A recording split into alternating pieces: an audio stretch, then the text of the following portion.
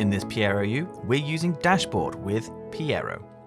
The core of our dashboard panels is to send commands to Piero and other compatible devices like a Voyager or Expression.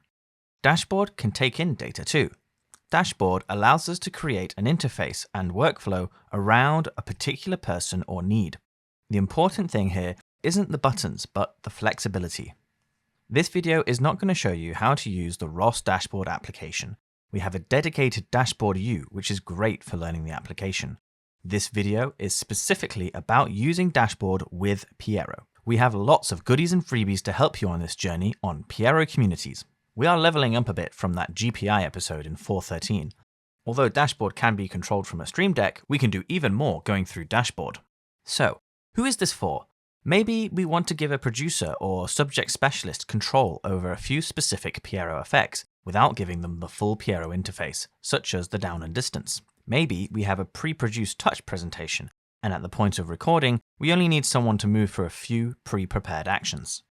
Maybe we have a Voyager operator who needs to load a Piero project, although check out what you can do directly from Voyager on that front. Perhaps the Piero operator needs some simple controls for the expression channel that's providing graphics back into Piero. We can even use Dashboard to interface between Piero and third-party hardware, like a Weatherman clicker. Perhaps the producer just wants a big panic button to take off all graphics and play the clip. In an ideal world, I'd like to recommend that there is a Piero operator sitting at the Piero station doing all of the Piero operation, but I also appreciate that in the real world, it's rarely that simple. It's tempting to build an all-powerful dashboard, but don't let your dashboard jeopardize your workflow. Some things in your workflow are still best left to the Piero operator. It's time to get technical. Dashboard can take in all sorts of data in and out, even AMP and data link. But when it comes to controlling Piero, there are three main options. GPI over ROStalk, which allows you to trigger simple commands in Piero easily.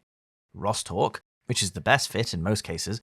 Many effects can be controlled over ROStalk, and finally there's the ROS Remote API, which gives much deeper control to Piero and is useful for those who want to do something more custom. There are lots of options for different controls and commands.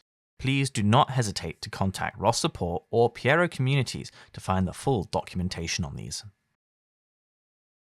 To get your Piero ready to accept ROS commands, go to Piero Settings, Connect tab, then under the ROStalk Settings section, hit Add Server. For Dashboard, we're going to want generic ROStalk device. Give it a friendly name, and then the host name or IP. We can change from the default port here if we need to. For Piero to allow incoming connections, this must be checked. Additionally, consider if you want Piero to automatically connect when it starts up. To use your Piero with the Touch Remote API, you must have the Piero Touch feature licensed. You can check if you have this from the license tool in the launcher. And you will need Piero in touch mode for it to take control. Over in Settings, in the Touch tab, you can customize whether we want our Piero discoverable on the network, what the device will show up as in touch.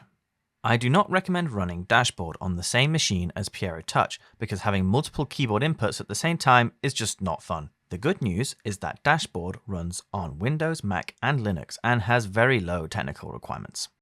Over on Dashboard, go to Window, Preferences. I recommend having the automatic discovery enabled. Optionally, enable ROStalk GPI Listener if you want to use Dashboard as an intermediary. If you want to use NDI with your dashboard, you need the NDI library on your machine. The easiest way to get this is to install NDI tools. Here is my Piero Lab dashboard project. Great for learning, and you can copy and paste from this into your own project while going through Dashboard U. Note, I have not done any decoration or branding on my dashboards, but adding some custom images to your dashboard can be a great way to make yourself look like that much more of a control room legend. This, along with a couple of other demo projects, are available on Piero Communities. Do not hesitate to contact ROS support if you have any concerns or problems with either Dashboard or Piero, or if you have difficulty finding these projects.